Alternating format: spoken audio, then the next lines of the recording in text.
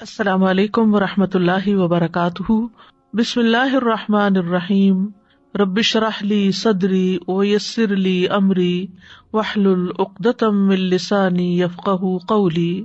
اور مچھلی والے کو جب وہ غصے سے بھرا ہوا چلا گیا، بس اس نے سمجھا کہ ہم اس پر گرفت نہ کریں گے، تو اس نے اندھیروں میں پکارا کہ تیرے سوا کوئی معبود نہیں، تو پاک ہے، یقیناً میں ظلم کرنے والوں میں سے ہو گیا ہوں۔ تو ہم نے اس کی دعا قبول کر لی اور اسے غم سے نجات دی، اور اسی طرح ہم ایمان والوں کو نجات دیتے ہیں۔ ایک مسافر جسے مشرق کی طرف سفر کرنا ہو، وہ ایک ٹرین میں سوار ہوتا ہے، مگر ٹرین چلنے کے بعد اس کو پتہ چلتا ہے کہ جس گاڑی میں وہ سوار ہے وہ تو مغرب کی طرف جا رہی ہے، تو سوچئے کہ اس کا حال کیا ہوگا۔ وہ اپنی اس غلطی پر یعنی غلط گاڑی پر بیٹھنے پر تڑپ اٹھے گا، بے چین ہو جائے گا، اور جو ہی اگلے اسٹیشن پر گاڑی رکے گی وہ فوراً اتر جائے گا۔ مومن کا بھی یہی حال ہوتا ہے، جب اس سے کوئی ایسی غلطی ہو جاتی ہے جو اسے صراط مستقیم سے ہٹا دیتی ہے، وہ کسی دوسرے راستے پر چل دیتا ہے جو آخرت میں نقصان دینے والا ہے، تو وہ تڑپ اٹھتا ہے، نہایت شرمندہ ہو کر اپنے رب کے حضور گڑ گڑا کر اپنی غلطی کا اعتراف کر کے دوبارہ سیدھے راستے پر آ جاتا ہے۔ مومن وہی ہے جو غلطی کر کے پلٹ آئے، توبہ کر لے، اپنے رب کو راضی کر لے، حتیٰ کہ رب اس سے راضی ہو جائے۔ دعا کی قبولیت کے لیے لازمی شرط ہے کہ آدمی سنجیدگی اور توجہ سے دعا مانگے، پورے دل سے مانگے اور اپنے قول و قرار پر غور کرے، اور جب انسان کے دل اور زبان میں موافقت پیدا ہو جاتی ہے تو دعائیں قبول ہونے لگتی ہیں، مشکلات حل ہو جاتی ہیں، رنج و غم سے نجات مل جاتی ہے۔ وَظَنُّونِ إِذْ ذَهَبَ مُغَاضِبًا فَظَنَّ أَن لَّن نَّقْدِرَ عَلَيْهِ فَنَادَىٰ فِي الظُّلُمَاتِ أَن لَّا إِلَٰهَ إِلَّا أَنتَ لا الہ الا انت سبحانک انی کنت من الظالمین فاستجبنا له ونجیناہ من الغم وکذالک ننجی المؤمنین۔ یہ آیت جو آپ کے سامنے پڑھی گئی ہے، لا الہ الا انت سبحانک، اس آیت کو آیت کریمہ بھی کہا جاتا ہے۔ یہ سورۃ الانبیاء کی آیت نمبر 87 ہے۔ اس میں یونس علیہ السلام کا واقعہ بیان کیا گیا ہے۔ یہ واقعہ اس جگہ کے علاوہ سورۃ صافات اور سورۃ قلم میں بھی بیان کیا گیا ہے۔ اللہ سبحانہ تعالیٰ نے نینوا والوں، جو عراق کا علاقہ ہے، اس میں تقریباً 8ویں صدی قبل مسیح یونس علیہ السلام کو بھیجا۔ آپ نے انہیں اللہ کے دین کی دعوت دی، مگر انہوں نے اسے قبول کرنے سے انکار کرتے ہوئے اپنے کفر پر اصرار کیا۔ یونس علیہ السلام اپنے لوگوں سے ناراض ہو کر چلے گئے اور وعدہ کر گئے کہ 3 دن بعد اللہ کا عذاب آ جائے گا۔ جب ان لوگوں کو یہ بات ثابت ہو گئی اور وہ سمجھ گئے کہ نبی جھوٹ نہیں بولا کرتے، تو وہ اپنے بچوں، چوپایوں، مویشیوں کو لے کر صحرا کی طرف نکل گئے۔ انہوں نے ماں اور ان کے بچوں کو الگ الگ کر دیا، اور پھر اللہ عز و جل کے حضور آہوزاری کی۔ اونٹ اور ان کے بچے بلبلانے لگے، گائیں اور ان کے بچے ڈکرانے لگے، اور بھیڑ بکریاں اور ان کے بچے ممیانے لگے، تو اللہ نے ان سے عذاب کو دور کر دیا۔ یونس علیہ السلام کی قوم سے عذاب ٹل گیا، انہوں نے عذاب اپنی آنکھوں سے دیکھا، لیکن ایمان لانے پر، توبہ کرنے پر، اللہ کی طرف سچے دل سے پلٹنے پر اللہ سبحانہ تعالیٰ نے ان سے عذاب ٹال دیا۔ اللہ تعالیٰ کا فرمان ہے، فَلَوْلَا كَانَتْ قَرْيَةٌ آمَنَتْ فَنَفَعَهَا إِيمَانُهَا إِلَّا قَوْمَ يُونُسَ لَمَّا آمَنُوا كَشَفْنَا عَنْهُمْ عَذَابَ الْخِزْيِ فِي الْحَيَاةِ الدُّنْيَا وَمَتَّعْنَاهُمْ إِلَىٰ حِينٍ۔ سو کوئی ایسی بستی کیوں نہ ہوئی جو ایمان لائی ہو، پھر اس کے ایمان لانے نے اسے نفع دیا ہو۔ یونس کی قوم کے سوا جب وہ ایمان لے آئے تو ہم نے ان سے ذلت کا عذاب دنیا کی زندگی میں ہٹا دیا اور انہیں ایک وقت تک سامان دیا۔ جب قوم نے توبہ کر لی تو ان کا عذاب ٹل گیا۔ دوسری طرف یونس علیہ السلام کچھ دور جا کر لوگوں کے ساتھ ساحل سمندر پر ایک کشتی میں سوار ہو گئے۔ جو ہی کشتی میں سوار ہوئے، کشتی ڈگمگانے لگی اور لوگوں کو غرق ہونے کا خطرہ پیدا ہو گیا۔ تو انہوں نے قرعہ اندازی کی کہ ایک آدمی کو کشتی سے نکال دیں تاکہ اس کا بوجھ ہلکا ہو جائے۔ قرعے میں یونس علیہ السلام کا نام نکلا، مگر انہوں نے اپنے آپ کو کشتی سے نکالنے سے انکار کر دیا۔ انہوں نے دوبارہ قرعہ اندازی کی، پھر آپ ہی کا نام نکلا، حتیٰ کہ جب تیسری بار قرعہ اندازی کی گئی تو پھر بھی آپ ہی کا نام نکلا۔ اللہ سبحانہ تعالیٰ کا اس سلسلے میں فرمان ہے، فَسَاهَمَ فَكَانَ مِنَ الْمُدْحَضِينَ، پھر وہ قرعہ میں شریک ہوا تو ہارنے والوں میں سے ہو گیا، قرعہ ان کے نام نکل آیا۔ یہ دیکھ کر یونس علیہ السلام کھڑے ہو گئے، انہوں نے کپڑے اتارے اور دریا میں چھلانگ لگا دی۔ ابن مسعود رضی اللہ عنہ کہتے ہیں کہ اللہ سبحانہ تعالیٰ نے بحر اخضر سے ایک مچھلی کو بھیجا جو دریاؤں کے پانی کو پھاڑتی ہوئی پہنچی. اس نے اس وقت یونس علیہ السلام کو نگل لیا جب انہوں نے کشتی سے چھلانگ لگائی تھی. یعنی جو ہی انہوں نے سمندر میں چھلانگ لگائی فوراً ایک مچھلی نے ان کو ہڑپ کر لیا. اللہ سبحانہ تعالیٰ نے اس مچھلی کی طرف وحی نازل فرمائی تھی کہ تو نے یونس علیہ السلام کے گوشت کو نہیں کھانا، نہ ہی ہڈی کو نقصان پہنچانا ہے، کیونکہ یونس تیرے لیے رزق نہیں بلکہ تیرا پیٹ اس کے لیے محض قید خانہ ہے. دیگر آیات میں بھی اس واقعے کی تفسیر ملتی ہے. وَإِنَّ يُونُسَ لَمِنَ الْمُرْسَلِينَ إِذْ أَبَقَ إِلَى الْفُلْكِ الْمَشْحُونِ فَسَاهَمَ فَكَانَ مِنَ الْمُدْحَضِينَ فَالْتَقَمَهُ الْحُوتُ وَهُوَ مُلِيمٌ. اور بلا شبہ یونس یقیناً رسولوں میں سے تھا. جب وہ بھری ہوئی کشتی کی طرف بھاگ کر گیا، پھر وہ قرے میں شریک ہوا تو ہارنے والوں میں سے ہو گیا. پھر مچھلی نے اسے نگل لیا اس حال میں کہ وہ مستحق ملامت تھا. دوسری طرف ان کی قوم کی کثیر تعداد لوگوں نے ایمان قبول کر لیا. تو بہرحال اس آیت میں اللہ سبحانہ تعالیٰ خوبصورت انداز میں یونس علیہ السلام کا قصہ بیان کرتے ہیں. وَذَنُّونَ، اور نون والا. نون عربی میں کہتے ہیں ہوت کو، یعنی مچھلی کو. اس کی جمع ہوتی ہے نینان اور انوان. اور ان کا نام یہ کس لیے پڑا؟ کیونکہ مچھلی نے آپ کو نگل لیا تھا، اور اس نے تو اللہ کے حکم سے ہی نگلا تھا. تو اللہ سبحانہ تعالیٰ نے اپنے بندے یونس علیہ السلام کو خوبصورت ذکر اور اچھی تعریف کے ساتھ یاد کیا اور کہا کہ اور مچھلی والا، یعنی یہ بھی ایک پیار کا انداز ہے. اذ ذهب مغاضبا، جب وہ غضبناک ہو کے نکلا، یعنی اپنی قوم سے ناراض ہو گیا. فظن ان لن نقدر علیہ، تو سمجھا کہ ہم اس پر قدرت نہیں رکھتے، یعنی ہم کیا اس کو سزا دینے پر قادر نہیں، پکڑنے پر قادر نہیں. تو انہوں نے کیا کیا؟ جب مچھلی نے نگلا، فنادا فی الظلمات، تو اندھیروں میں اپنے رب ہی کو پکارا، اپنے رب ہی کی طرف رجوع کیا. اور اندھیروں سے مراد رات کا اندھیرا، سمندر کا اندھیرا، مچھلی کے پیٹ کا اندھیرا تھا، یعنی اندھیرے پر اندھیرا تھا. اور کیا دعا مانگی؟ اللہ الہ الا انت سبحانک انی کنت من الظالمین، کہ تیرے سوا کوئی الہ نہیں، تو پاک ہے، بے شک میں ہی ظالموں میں سے ہوں. تو یونس علیہ السلام نے اللہ تعالیٰ کو ان کی کامل الوہیت کا اقرار کرتے ہوئے پکارا، اللہ کی ذات کو ہر نقص، ہر عیب، ہر آفت سے منزہ اور پاک قرار دیا، اور اپنے ظلم اور جرم کا اعتراف کر لیا. انی کنت من الظالمین کہہ کر اپنے آپ کو ظالم قرار دیا. ظلم جو ہے ایک انسان اور اللہ تعالیٰ کے درمیان ہوتا ہے، دوسرا انسان کا اپنے اور لوگوں کے درمیان ہوتا ہے، تیسرا انسان کا اپنے اور اپنے نفس کے درمیان ظلم کرنا ہوتا ہے. تو بہرحال جب انہوں نے اپنی غلطی کا اعتراف کیا تو اللہ تعالیٰ فرماتے ہیں نیکسٹ آیت میں، فاستجبنا لہ، تو ہم نے اس کی دعا قبول کر لی. سبحان اللہ، یعنی انہوں نے جو ہی خطا کا اعتراف کیا اللہ سبحانہ تعالیٰ ان سے راضی ہو گئے. وَنَجَّيْنَاهُ مِنَ الْغَمِّ، اور ہم نے اس کو غم سے نجات دی. وَكَذَلِكَ نُنْجِي الْمُؤْمِنِينَ، اور ہم مومنوں کو اسی طرح نجات دیتے ہیں. تو یہاں دراصل مومنوں کو ایمان لانے، اس پر ثابت قدم رہنے اور اس دعا کو زیادہ سے زیادہ پڑھنے کی ترغیب دی جا رہی ہے، کیونکہ وہ جان چکے ہیں کہ یونس علیہ السلام کو اس کلمے کی وجہ سے نجات ملی تھی. اور یہ ہر اس مومن کے لیے خوشخبری ہے، وعدہ ہے، جو کسی بھی تکلیف اور غم میں مبتلا ہو جائے تو وہ ان الفاظ کے ساتھ اپنے رب کو پکارے تو رب ضرور اس کو اس تکلیف سے نجات دے گا، کیونکہ یہ رب کا وعدہ ہے. کذالک ننجی المؤمنین، ہم اسی طرح بچائیں گے، نجات دیں گے مومنوں کو. یعنی جو بھی یہ طریقہ اختیار کرے گا اللہ تعالیٰ اس کی تکلیف کو دور کر دے گا، اس کی تکلیف کم کر دے گا، جیسا کہ اللہ تعالیٰ نے یونس علیہ السلام کے ساتھ کیا.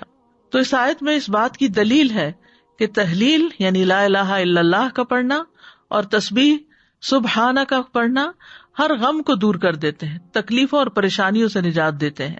تو جو شخص اللہ کی کتاب پر ایمان لائے اس کے لیے یہی مناسب ہے کہ وہ اس دعا کو سختیوں میں اپنی پناہ گاہ بنائے اور خوشحالی میں اس کو اپنی سواری بنائے، اس وعدے پر بھروسہ کرتے ہوئے جو اللہ نے مومنوں کے ساتھ کیا ہے کہ وہ اس دعا کے پڑھنے والے کو قبولیت میں یونس علیہ السلام کے ساتھ ملا دیں گے. یعنی جیسے ان کو نجات ملی انہیں بھی مل جائے گی. یونس علیہ السلام سے ایک خطا ضرور ہوئی، لیکن انہوں نے اس کا اعتراف کیا تو اللہ سبحانہ تعالیٰ نے ان کو دوبارہ چن لیا. نبی صلی اللہ علیہ وسلم نے فرمایا کسی شخص کے لیے یہ کہنا جائز نہیں کہ میں یونس بن متی سے بہتر ہوں، کہ میں نے وہ غلطی نہیں کی جو ان سے ہو گئی تھی. تو یہ یونس علیہ السلام کی دعا ہے لا الہ الا انت سبحانک انی کنت من الظالمین۔ نبی صلی اللہ علیہ وسلم نے فرمایا، ذوالنون کی دعا جب وہ مچھلی کے پیٹ میں تھے، یعنی لا الہ الا انت سبحانک انی کنت من الظالمین، جب بھی کوئی مسلمان کسی معاملے میں ان الفاظ کے ساتھ اپنے رب سے دعا کرے، وہ دعا اس کے لیے ضرور قبول ہوگی، یعنی یہ دعا کی قبولیت کا ذریعہ بھی ہے۔ یہ دکھ دور کرنے والے کلمات ہیں۔ رسول اللہ صلی اللہ علیہ وسلم نے فرمایا، کیا میں تمہیں ایسی چیز نہ بتاؤں کہ جب تم میں سے کسی آدمی کو دکھ اور پریشانی اور دنیا کی آزمائشوں میں سے کوئی آزمائش آئے تو وہ اس دعا کو پڑھے تو اس کی تکلیف دور ہو جائے گی؟ تو آپ سے کہا گیا کیوں نہیں؟ آپ نے فرمایا وہ مچھلی والے کی دعا ہے، لا الہ الا انت سبحانک انی کنت من الظالمین، تیرے سوا کوئی الہ نہیں، تو پاک ہے، بے شک میں ہی ظالموں میں سے ہوں۔ طبری کہتے ہیں کہ سلف صالحین ان الفاظ کے ساتھ دعا مانگتے تھے اور اس دعا کو دعائے کرب کہا کرتے تھے، یعنی تکلیف دور کرنے والی دعا کا نام دیتے۔ اور لا الہ الا اللہ جو ہے یہ افضل ترین ذکر ہے، اس کے ذریعے بھی بندے کو پریشانیوں اور غموں سے چھٹکارا ملتا ہے۔ یہاں پر ہم دیکھتے ہیں کہ یونس علیہ السلام کچھ مانگ نہیں رہے، صرف اللہ کی تعریف کر رہے ہیں اور اپنی خطا کا اعتراف کر رہے ہیں۔ تو یاد رکھیے اہل علم کہتے ہیں کہ دعا کی دو قسمیں ہوتی ہیں، ایک دعائے ثنا اور دوسری دعائے طلب۔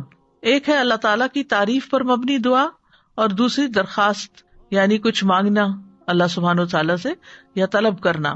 تو دعائے ثنا کیا ہوتی ہے؟ جیسے یہ ہے لا الہ الا انت سبحانک انی کنت من الظالمین، اور جیسے لا الہ الا اللہ وحدہ لا شریک لہ لہ الملک ولہ الحمد وہو علی کل شیء قدیر، یہ عرفہ کے دن کی دعا ہے۔ اسی طرح ایوب علیہ السلام نے جو دعا کی تھی انی مسنی الضر وانت ارحم الراحمین، یہ بھی اللہ تعالیٰ کی حمد و ثنا ہے۔ اور دعائے طلب کیا ہے؟ جس میں انسان اللہ کا ذکر اور تعریف کر کے اس سے کچھ مانگتا ہے، یعنی اسپیسیفک دعا کرتا ہے۔ تو اس دعا میں ایک طرف لا الہ الا انت سبحانک ہے اور دوسری طرف اپنی خطا کا ارتکاب ہے۔ یاد رکھیے کہ نبی صلی اللہ علیہ وسلم سے اس دعا کی کوئی محدود گنتی وارد نہیں ہوئی۔ یونس علیہ السلام کے بارے میں بھی نہیں پتہ چلتا کہ انہوں نے کتنی دفعہ اس کو پڑھا، لیکن انہوں نے ایک دفعہ بھی جب اس کو پڑھا ہوگا پوری تڑپ کے ساتھ، پوری شدت کے ساتھ، تو اللہ سبحانہ تعالیٰ نے ان کی دعا قبول کر لی۔ تو اس لیے لازم اپنے اوپر نہ کیجیے کہ 1.25 لاکھ دفعہ ہی ضرور اس کو پڑھنا ہے یا 100 دفعہ ہی ضرور پڑھنا ہے۔ جتنی دفعہ چاہیں آپ پڑھیں، چاہے 1,00,000 دفعہ پڑھیں، چاہے 100 دفعہ پڑھیں، لیکن پابندی اس کی ضروری نہیں کہ اتنا پڑھیں گے تو دعا قبول ہوگی۔ اصل چیز ہے وہ جذبہ، وہ اخلاص، وہ شوق، وہ تڑپ جس کے ساتھ انسان دعا مانگتا ہے۔ تو اس دعا کے اوپر آپ غور کریں تو اس میں سب سے پہلے لا الہ الا اللہ ہے جو کمال توحید کا بیان ہے، اور دوسرا پھر سبحانہ کا ہے جو کمال پاکیزگی کا اظہار ہے کہ اللہ تعالیٰ ہر عیب اور برائی سے پاک ہے، اور تیسرے اپنی غلطیوں کا اعتراف ہے۔ یعنی یہ 3 ایسی بہترین چیزیں اکٹھی ہو گئی ہیں کہ جس کی وجہ سے دعا قبول ہوتی ہے۔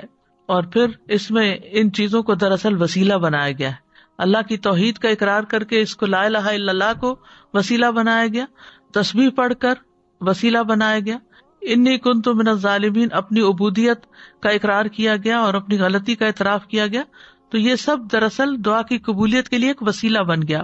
ابن قیم کہتے ہیں جہاں تک مچھلی والے کی دعا کا تعلق ہے تو اس میں رب عز و جل کی کمال توحید، اس کی کمال پاکیزگی پائی جاتی ہے، اور اس میں بندے کا اپنے ظلم اور گناہ کا اقرار بھی ہے، اور یہ مصیبت، پریشانی اور غم کے علاجوں میں سب سے مؤثر علاج ہے، اور حاجتوں کو پورا کرنے کے لیے اللہ سبحانہ تعالیٰ تک پہنچنے کا سب سے مؤثر وسیلہ ہے۔ اور یہاں پر توحید کی اقسام کا بھی ایک طرح سے ذکر ہے اور اقرار بھی ہے۔ توحید کا اقرار جو ہے یہ دراصل انسان کو رب کے آگے جھکا دیتا ہے، اس سے اللہ تعالیٰ کی عظمت کا احساس انسان کے دل میں آتا ہے، اور پھر تسبیح پڑھ کر انسان اللہ سبحانہ تعالیٰ کو انتہائی پاکیزہ قرار دیتا ہے جو کہ اس کے شایان شان ہے، اور اپنے اوپر غلطی کو لیتا ہے اور خود اپنے رب کی طرف رجوع کرتا ہے۔ اور اس میں ہم دیکھتے ہیں کہ بہت لطیف طریقے سے ظلم پر معافی کی درخواست ہے۔ انہوں نے اپنی ذات پر اپنے ظلم کا ذکر کیا، جو ظلم کی تیسری قسم ہے نا، یعنی ظلم اور انسان کا اپنا نفس۔ تو یاد رکھیے اپنے گناہوں کا اعتراف کرنا حاجات پوری کرنے کا سب سے افضل دروازہ ہے۔ اللہ عظیم ہے، کریم ہے، اس کے آگے مسکین بن جائیں، اس کے آگے فقیر بن جائیں، اور ساری قوتوں کا مالک، قدرت کا مالک اسی کو سمجھیں اور پھر اپنے رب کو تڑپ کر پکاریں تو انشاءاللہ دعا قبول ہوگی، غم دور ہو جائیں گے، حاجات پوری ہو جائیں گی انشاءاللہ۔ ہم دیکھتے ہیں کہ سید الاستغفار جو ہے اس میں بھی انسان اپنی بندگی اور گناہوں کا اعتراف کرتا ہے اور اللہ تعالیٰ کی الوہیت کا، اللہم انت ربی لا الہ الا انت خلقتنی، اے اللہ آپ میرے رب ہیں، آپ کے علاوہ کوئی معبود نہیں، آپ نے مجھے پیدا کیا ہے، میں آپ کا بندہ ہوں۔ تو بہرحال اس میں یہ جو لا الہ الا اللہ ہے، اس دعا کے اندر لا الہ الا انت، یہ ایمان کی افضل ترین شاخ ہے۔ حدیث میں آتا ہے ایمان کی 70 یا 60 سے اوپر کچھ شاخیں ہیں، جن میں سب سے افضل لا الہ الا اللہ کہنا ہے۔ ایک اور جگہ پر آتا ہے افضل ذکر لا الہ الا اللہ ہے۔ سچے دل سے لا الہ الا اللہ پڑھا جائے تو آسمان کے دروازے کھل جاتے ہیں، یہ اللہ کی رحمت پانے کا سبب بھی ہے۔ نبی کریم صلی اللہ علیہ وسلم کی شفاعت دلانے والا کلمہ ہے۔ رسول اللہ صلی اللہ علیہ وسلم نے فرمایا، قیامت کے دن میری شفاعت کی سعادت سب سے زیادہ حاصل ہوگی اسے جس نے لا الہ الا اللہ خلوص دل سے کہا، یعنی سب سے زیادہ میری شفاعت کی سعادت اس کو ملے گی جو سچے دل سے لا الہ الا اللہ کہتا ہے۔ پھر یہ لا الہ الا اللہ مصائب سے نجات دلانے والا کلمہ ہے۔ نبی صلی اللہ علیہ وسلم نے فرمایا، جس نے لا الہ الا اللہ کہا تو ایک دن یہ کلمہ اسے مصیبتوں سے ضرور نجات دلائے گا، اس سے پہلے جو ہو چکا وہ ہو چکا۔ پھر جنت میں لے جانے والا کلمہ ہے، من مات وهو يعلم انه لا الہ الا اللہ دخل الجنہ، جو شخص اس حال میں فوت ہوا کہ وہ جانتا تھا کہ اللہ کے سوا کوئی الہ نہیں، وہ جنت میں داخل ہوگا۔ ایک اور حدیث کے مطابق اس کلمے کی وجہ سے انسان کو آگ سے نکال لیا جائے گا، اور مرنے والے کو خاص طور پر اس کی تلقین کرنی چاہیے۔ نبی صلی اللہ علیہ وسلم نے فرمایا، اپنے مرنے والوں کو لا الہ الا اللہ کی تلقین کیا کرو، کیونکہ جو شخص لا الہ الا اللہ پڑھتا ہے تو پھر جنت میں جانے سے اسے کوئی چیز روک نہیں سکتی۔ پھر سبحانہ کا جو ہے یہ تسبیح ہے، تسبیح سے تقدیر بدل جاتی ہے۔ اہل علم کا کہنا ہے، میں نے قرآن میں تسبیح کو تلاش کیا تو میں نے ایک عجیب چیز پائی، میں نے پایا کہ تسبیح تقدیر کو ٹال دیتی ہے، جیسا کہ یونس علیہ السلام کے واقعے میں ہے۔ اللہ تعالیٰ فرماتے ہیں، فَلَوْلَا أَنَّهُ كَانَ مِنَ الْمُسَبِّحِينَ لَلَبِثَ فِي بَطْنِهِ إِلَى يَوْمِ يُبْعَثُونَ، پھر اگر یہ بات نہ ہوتی کہ بے شک وہ تسبیح کرنے والوں میں سے تھا تو یقیناً اس کے پیٹ میں اس دن تک رہتا جس میں لوگ اٹھائے جائیں گے۔ یعنی اگر یونس علیہ السلام یہ تسبیح نہ پڑھتے تو قیامت تک مچھلی کے پیٹ میں رہتے۔ تو اس سے پتہ چلتا ہے کہ تسبیح کا مقام بہت عظیم ہے اور اتنا مؤثر اور اس درجے تک پہنچا ہوا ہے کہ اللہ تعالیٰ نے اس کی وجہ سے تقدیر کو تبدیل کر دیا، جیسا کہ یونس علیہ السلام کے اس واقعے میں ہم دیکھ رہے ہیں۔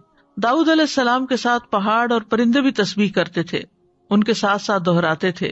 سورۃ الانبیاء میں آتا ہے، وَسَخَّرْنَا مَعَ دَاوُودَ الْجِبَالَ يُسَبِّحْنَ وَالطَّيْرَ، ہم نے داؤد کے ساتھ پہاڑوں کو مسخر کر دیا جو تسبیح کرتے تھے۔ زمین آسمان کی تمام مخلوقات تسبیحات کرتی ہیں۔ سورۃ النور میں آتا ہے، أَلَمْ تَرَ أَنَّ اللَّهَ يُسَبِّحُ لَهُ مَنْ فِي السَّمَاوَاتِ وَالْأَرْضِ، کیا آپ نے نہیں دیکھا کہ بے شک اللہ کی تسبیح کرتے ہیں جو آسمانوں اور زمین میں ہیں۔ زکریا علیہ السلام کے بارے میں آتا ہے کہ انہوں نے اپنی قوم کو بھی تسبیح کی تلقین کی، ان سبحوا بکرۃ وعشیا، یہ سورۃ مریم کی آیت نمبر 11 ہے۔ موسیٰ علیہ السلام کی دعا میں بھی ہم دیکھتے ہیں، وہ کہتے ہیں، وَاجْعَل لِّي وَزِيرًا مِّنْ أَهْلِي هَارُونَ أَخِي أُشْدُدْ بِهِ أَزْرِي وَأَشْرِكْهُ فِي أَمْرِي كَيْ نُسَبِّحَكَ كَثِيرًا وَنَذْكُرَكَ كَثِيرًا، اور میرے لیے میرے گھر والوں میں سے ایک بوجھ ہٹانے والا بنا دے، ہارون کو جو میرا بھائی ہے، اس کے ساتھ میری پشت مضبوط کر دے اور اسے میرے کام میں شریک کر دے، تاکہ ہم تیری بہت زیادہ تسبیح کریں، یعنی مل کے تیری تسبیح کریں۔ اہل جنت بھی اللہ تعالیٰ کی تسبیح کریں گے۔ جنت والوں کا تذکرہ کرتے ہوئے اللہ تعالیٰ فرماتے ہیں، دعواہم فیہا سبحانک اللہم وتحیتہم فیہا سلام، ان کی دعا ان میں یہ ہوگی، پاک ہے تو اے اللہ، اور ان کی آپس کی بات ان باغات میں سلام ہوگی، یعنی جہاں سے جو گزرے گا دیکھے گا ایک دوسرے کو ملے گا تو سلام کرے گا۔ فرشتے بھی اپنے رب کی تسبیح کرتے ہیں، والملائکۃ یسبحون بحمد ربہم ویستغفرون لمن فی الارض، فرشتے اپنے رب کی حمد کے ساتھ تسبیح کرتے ہیں اور ان لوگوں کے لیے بخشش کی دعا کرتے ہیں جو زمین میں ہیں۔ تسبیح کے بہت سے فائدے بھی ہیں۔ اللہ کے ہاں قربت اور فضیلت پانے کا آسان راستہ ہے۔ رسول اللہ صلی اللہ علیہ وسلم نے فرمایا، تم لوگ اللہ کی عظمت کا جو ذکر کرتے ہو، یعنی تسبیح، تحلیل اور تحمید کے الفاظ کہتے ہو، وہ عرش کے ارد گرد چکر لگاتے ہیں۔ ان کلمات کی ایسی بھنبھناہٹ ہوتی ہے جیسے شہد کی مکھیوں کی بھنبھناہٹ۔ وہ کلمات اپنے ذکر کرنے والے کی اللہ کے ہاں یاد دلاتے ہیں۔ کیا تم میں سے کوئی نہیں چاہتا کہ اس کے لیے کوئی ایسا ہو یا ہمیشہ اللہ کے ہاں اس کی یاد دلائی جاتی رہے؟ تو تسبیح سے یہ چیز ہوتی ہے۔ پھر دل کی گھٹن اور تنگی کا علاج بھی ہے۔ قرآن مجید میں آتا ہے وَلَقَدْ نَعْلَمُ أَنَّكَ يَضِيقُ صَدْرُكَ بِمَا يَقُولُونَ فَسَبِّحْ بِحَمْدِ رَبِّكَ وَكُن مِّنَ السَّاجِدِينَ وَاعْبُدْ رَبَّكَ حَتَّى يَأْتِيَكَ الْيَقِينُ، اور بلا شبہ یقیناً ہم جانتے ہیں کہ بے شک تیرا سینہ اس سے تنگ ہوتا ہے جو وہ کہتے ہیں، بس اپنے رب کی حمد کے ساتھ تسبیح کرو اور سجدہ کرنے والوں میں شامل ہو جاؤ اور اپنے رب کی عبادت کرو یہاں تک کہ تیرے پاس یقین آ جائے۔ پھر اسی طرح پریشانی، ڈر اور خوف دور کرنے کا ذریعہ ہے۔ رسول اللہ صلی اللہ علیہ وسلم نے فرمایا، جو رات سے خوف کھائے کہ وہ اسے پریشان کرے گی، یا مال خرچ کرنے سے بخل کرے، یا دشمن سے مقابلہ کرنے سے ڈرے، تو اسے چاہیے کہ وہ اس قول کی کثرت کر دے، سبحان اللہ و بحمدہ، کیونکہ یہ اللہ کے نزدیک سونے کا پہاڑ اللہ عز و جل کے راستے میں خرچ کرنے سے زیادہ محبوب ہے۔ اور کس کے پاس سونے کا پہاڑ ہے ہمارے ہاں، لیکن اگر ہم یہ تسبیح پڑھتے ہیں تو انشاءاللہ اتنا بڑا اجر و ثواب ملے گا۔ پھر اسی طرح تسبیح کو صدقہ بھی کہا گیا۔ نبی صلی اللہ علیہ وسلم نے فرمایا، تم میں جو آدمی صبح کرتا ہے تو اس کے ہر جوڑ پر صدقہ لازم ہے۔ تو ہر مرتبہ سبحان اللہ کہنا صدقہ ہے، ہر مرتبہ الحمدللہ کہنا صدقہ ہے، اور ہر مرتبہ لا الہ الا اللہ کہنا صدقہ ہے، ہر مرتبہ اللہ اکبر کہنا صدقہ ہے، نیکی کا حکم دینا صدقہ ہے، اور برائی سے روکنا بھی صدقہ ہے۔ تو اس طرح انسان کے 360 جوڑوں کے صدقات ان تسبیحات سے بھی ادا ہو جاتے ہیں۔ پھر اسی طرح سبحان اللہ کے ذریعے نیکیاں ملتی ہیں، گناہ مٹ جاتے ہیں۔ سعد رضی اللہ عنہ کہتے ہیں، ہم رسول اللہ صلی اللہ علیہ وسلم کے پاس تھے تو آپ نے فرمایا، کیا تم میں سے کوئی ہر دن 1000 نیکیاں کمانے سے عاجز ہے؟ آپ کے پاس بیٹھے لوگوں میں سے کسی نے پوچھا، ہم میں کوئی آدمی 1000 نیکیاں کیسے کما سکتا ہے؟ آپ نے فرمایا، جو آدمی 100 مرتبہ سبحان اللہ پڑھتا ہے اس کے لیے 1000 نیکیاں لکھی جاتی ہیں یا اس کی 1000 خطائیں مٹا دی جاتی ہیں۔ پھر اسی طرح رسول اللہ صلی اللہ علیہ وسلم نے فرمایا، جو شخص سبحان اللہ و بحمدہ ایک دن میں 100 بار کہے تو اس کے گناہ معاف کر دیے جاتے ہیں، اگرچہ وہ سمندر کی جھاگ کے برابر ہی کیوں نہ ہو۔ یہ صحیح مسلم کی روایت ہے۔ ایک بار تسبیح پڑھنے سے زمین و آسمان بھر جاتے ہیں۔ آپ صلی اللہ علیہ وسلم نے یہ بھی فرمایا کہ جس نے سورج طلوع ہونے اور اس کے غروب ہونے سے قبل 100 بار سبحان اللہ کہا تو یہ 100 اونٹوں سے بہتر ہے۔ سورج طلوع ہونے اور اس کے غروب ہونے سے قبل 100 بار سبحان اللہ پڑھنا۔ پھر بات ہوتی ہے انی کنت من الظالمین پر، کہ بے شک میں ظالموں میں سے ہوں، یعنی اپنے گناہوں کا اعتراف۔ تو یاد رکھیے، جو شخص توبہ کرتا ہے اللہ تعالیٰ اس سے محبت کرتا ہے، جو اپنے گناہوں کا اعتراف کرتا ہے اللہ تعالیٰ اس سے خوش ہوتا ہے۔ قرآن مجید میں آتا ہے ان اللہ یحب التوابین ویحب المتطہرین، بے شک اللہ توبہ کرنے والوں اور پاک رہنے والوں سے محبت کرتا ہے۔ ایک اور جگہ پر آتا ہے رسول اللہ صلی اللہ علیہ وسلم نے فرمایا، اللہ تم میں سے کسی کی توبہ پر اس سے زیادہ خوش نہیں ہوتا جتنا تم میں سے کوئی اپنی گمشدہ سواری کو پا لینے کے وقت خوش ہوتا ہے۔